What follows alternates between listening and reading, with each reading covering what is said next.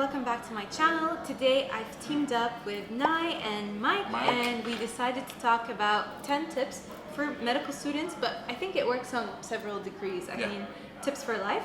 So if you guys want to watch the first part of the video, hop on to Nayi's channel where we talked about it's gonna be here in the description box. Exactly. And yeah, I hope you enjoy the video. The next one is pre-read. Now, this is a tip that they're gonna tell you about, all the professors and all the teachers. And to be honest, in the beginning, I was just like, I'm not gonna do what they're telling me. Like, I'm already spending so much time in uni and in class. But what's the benefit of pre-reading? Knowing what they're talking about. Because by the time you go into the lecture and actually pay attention to what they're saying, it's gonna take some time for your mind to actually acquire the information. So by pre-reading, I'm not telling you like just actually read the whole chapter, even Googling, let's say tomorrow you're taking about kidney function. Just go on Google, go on YouTube, as Nayi is gonna say, and just watch a video, an osmosis video, for example, about kidney function. I think what you do, and if you want to visualize it like this, you created a folder in your mind where you're gonna add files inside. So, okay, fine. So tomorrow, kidney function, created a folder. So when I go into class, this folder is already there for me to add files into it, and that's how I do it. I feel like I'm learning as well. Yeah, that's a really good way. Yeah, I mean, the thing is for me, like in the beginning, like paying attention in class. I mean, guys, this is just don't listen to. I still don't pay attention in class, but like the times that I do, okay, it's not a complete statement. Like the times that I do pay attention is because I know the topic already or some of it. Right? And I realize like if you pre-read, like you're saying, when you walk in, it's easier for you to grasp or like keep up with the pace. A lot of people lose focus when they realize that it's going too quick for them and they give up. So when you like have Haya's copyrighted idea, by the way, the folder in your head, it's probably making it easier, that much easier. Yeah, I'd say the same thing. Like, do I pre-read all the time? Same thing. Like, do I pre-read all the time? No, I don't, because sometimes I can't. But to be honest, I found like, especially like in workshops, if I don't do the pre-reading, that workshop is useless for me. It's a waste of time. It's a waste of time if I don't do the pre-reading. But when I do the pre-reading, I enjoy it more and then I learn more. So yeah, I'd say pre-reading, it does make like, it has a benefit. So if you can, make sure you do it.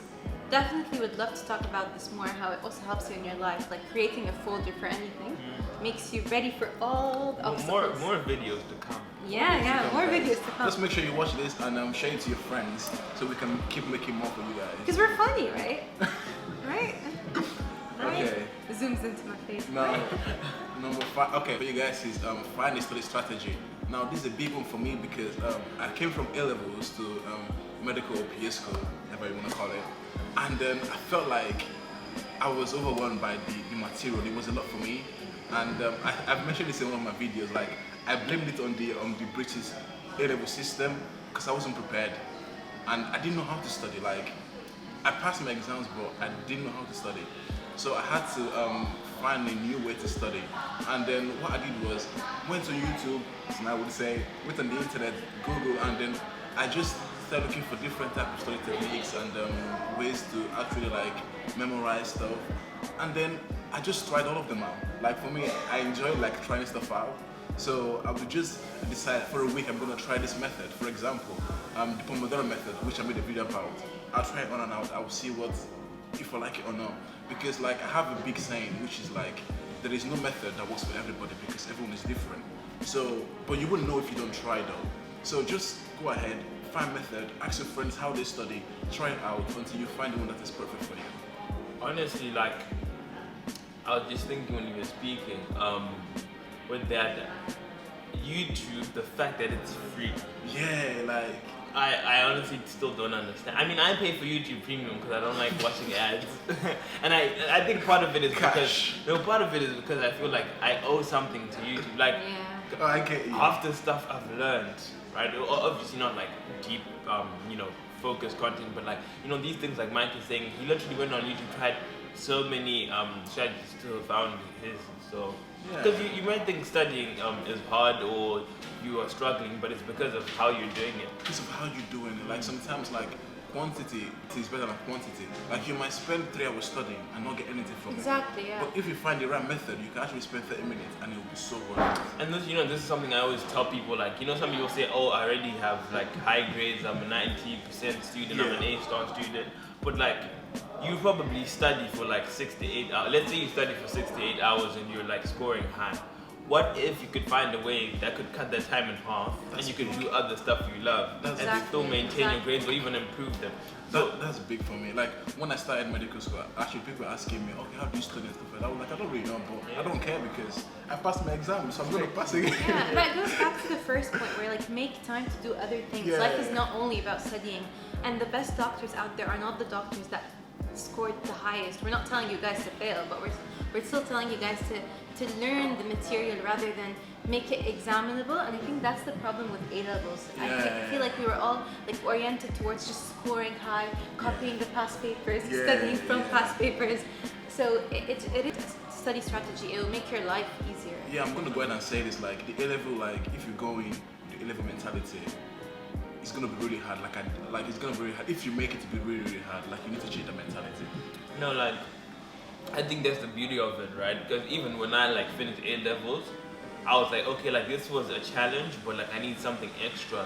Medicine gave me that, and like now I was forced to adapt, and I'm sort of like a low-key nerd who enjoys like like optimizing how I studied. Yeah, low-key. Come on. As if he doesn't have a YouTube video to talk about that. But yeah. Anyway, going on to the next point, it's make medicine a lifestyle and not a degree. I feel like when we were discussing this, we had a bit of like a disagreement about this, but make medicine part of your life, because with a medical degree comes a lot of responsibilities, including, for example, professionalism. So there are certain standards that we all have to abide by, and we get penalized if we don't abide by. And if you make it a lifestyle rather than a degree, I feel like you'll approach it as a friend rather than something you have to do. Yeah. And I think this mentality is important in life. Like, think of medicine or think of PA or think of any degree really. Like, this is going to be part of my life. I'm going to spend maybe the next 30, 40, 50 years working in that degree. Let me be friends with it. Create a relationship. I mean, I feel like it's one of those, if you think of it as a lifestyle, like we're saying, it'll make fitting everything in easier. It's just like how my lifestyle is the lifestyle of a medical doctor, then you can kind of like structure everything around it. I mean, obviously don't make it, some people wouldn't want to make it the center of their lives, that is true, but like we feel like the best doctors or like the people who are at the top of their fields in the medical field have made it a lifestyle. I hope I'm making some sort of sense. Yeah, like I feel like when we say make medicine a lifestyle, that doesn't mean it has to be the center. Like it has to be your whole life. Because even when you become a doctor, medicine, you can still have other hobbies outside of medicine. It's more about like seeing yourself. Like you don't become a doctor after your 5 years and your 2 years or a PhD student after your 2 years of postgraduate or 4 years. See yourself as like you're already one, because you have to live like one. Because like, as Haya was mentioning before, professionalism, there are things that, for example, as a medical student or PhD student, you can't do. Exactly. So that doesn't start when you graduate, it starts from now. Yeah. So you're living the life already, Yeah, like you can't just, for example, ignore everything you take in class and walk out of the class and, for example, do, let's say, things that are against, let's say, the GMC code of conduct. You just can't, because you can't split your personality like that. You have to be authentic and true to yourself.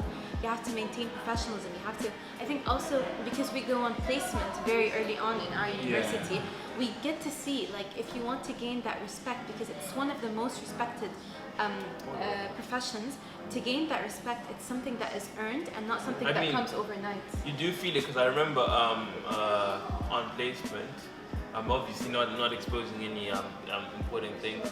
I just remember there was someone I met, and they thought I was a doctor.